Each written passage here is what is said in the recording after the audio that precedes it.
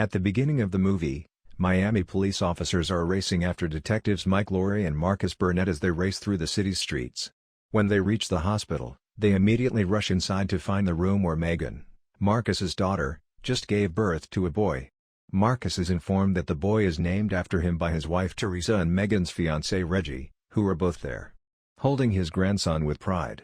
Isabella Redis is a prisoner in Mexico, and a guard notices her mumbling an incantation. The other inmates rush in and kill the guard after Isabel takes a knife from her and stabs her.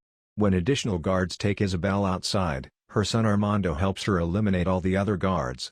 After he frees her, they go back to their house and hatch a plan to exact revenge on Mike for her late husband Benito. With the intention of working with other gangsters, Armando travels to the docks to retrieve a crate containing money, but these gangsters try to take advantage of him and grab the majority of the money. They draw their firearms on Armando, who strikes back by quickly stabbing everyone. The surviving guys are then told to take charge if they want to serve his family with loyalty. He is joined by Lorenzo Rodriguez, also known as Zihuelo. Mike, Marcus, and Captain Howard get together in a bar to celebrate Marcus becoming a grandfather. They come across Rita, who is Mike's ex-girlfriend who has just received a promotion to lieutenant. She tells them that she is now in charge of AMO, Advanced Miami Metro Operations, which has a more youthful squad of officers. Marcus begs Mike to calm down, but he disagrees, knowing that they are getting too old for all the crazy things they used to engage into. As Mike pulls ahead in their foot sprint outside, Armando arrives on a motorcycle and shoots Mike. The police hurry to assist Mike as he flees. The condition of Mike is critical. In his request for Mike's salvation, Marcus makes a vow to the Almighty that he will never again incite violence. Rita and Howard then instruct Amo, Kelly, Dorn, and Rafe to take whatever action they can to look into Mike's shooter. As Mike is the last to die, Isabel reprimands Armando for going after him so quickly because she wants him to suffer from seeing the previous victims go to their deaths. A judge, a forensics expert, and a prosecutor are the next targets, and they all end up dead in the open. Megan and Reggie marry 6 months later, and Mike has healed from his wounds. At the wedding, he gives a speech and then asks Marcus to help him find the shooter. Marcus declines, worried that someone else might get injured, and he argues that he is retired. When Armando discovers that Mike is awake, he uploads the body cam video of him shooting Mike. When he asks Rita for assistance, she rejects him as well. To discover his shooter, Mike decides to do it himself. He goes to a former criminal known Manny the Butcher and hits him with a hammer until he says he knows a man by the name of Booker Grassi who might know information about the owner of the motorcycle and, consequently, the shooter. Captain Howard is hesitant to let Mike join Amo in their search for Grassi but eventually agrees. Rafe is a jerk, and Mike butts heads with him right away, but Kelly and Dorn respect Mike's position as a detective. Mike and the group head to the storage facility where Grassi will make a drop. Mike recognizes right on that Grassi is out to harm himself while trying to take advantage of the boys. Mike tries to rescue Grassi during a shootout, but when the thugs are dispatched, an explosion knocks Grassi back, and he is then impaled by a forklift. Mike cannot elicit any information from him before he passes away. Carver Remy, an informant, calls Marcus and says that Armando is stalking him and attempting to kill him. Marcus tries to get in touch with Mike after he asks him for assistance, but Mike avoids him since he views Marcus as a quitter. Once Marcus and Mike have finished looking for Remy, Remy's body strikes Marcus, actually Teresa's, car as they approach his hotel.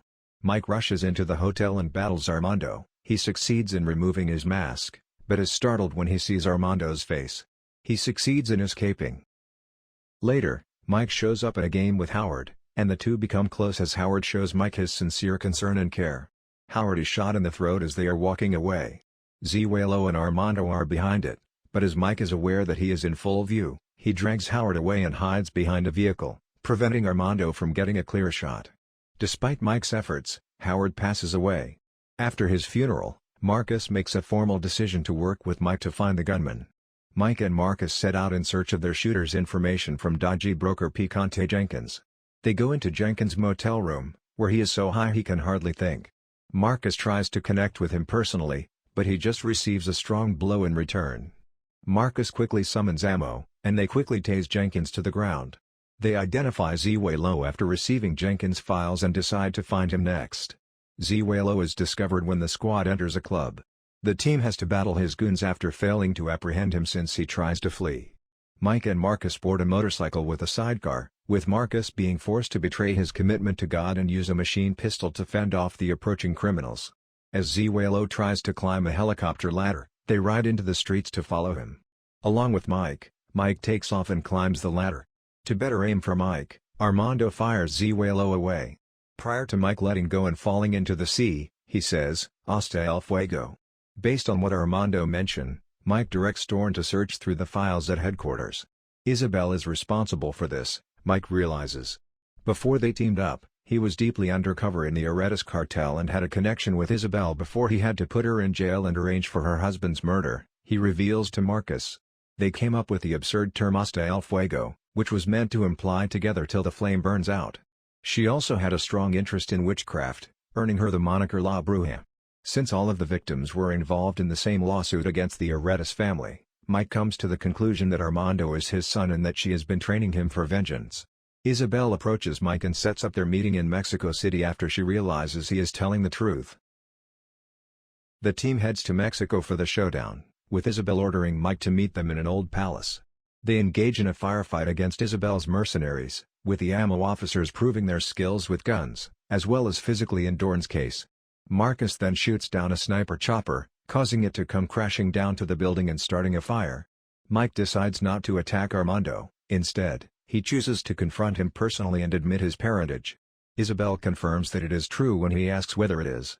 She attempts to shoot Mike, but Armando blocks her and is struck in the shoulder. Isabel is then shot by Rita and falls off the balcony into the burning debris. Marcus nearly trips over as well, but Mike manages to pick him up with the aid of Armando so they can leave. Later, when everyone is getting along better, Rita is promoted to captain, and everyone rejoices. Following their bonding with baby Marcus, Mike and Marcus sing the Bad Boys song to him. Mike makes Armando a visit in jail just before the credits start, giving him the opportunity to atone for his crimes. Armando seems enthusiastic. Anyway, that's all for today's video. We hope you enjoyed it, and don't forget to press the like button if you did, as well as subscribe to the channel and click on the bell icon to support us, and stay tuned for more.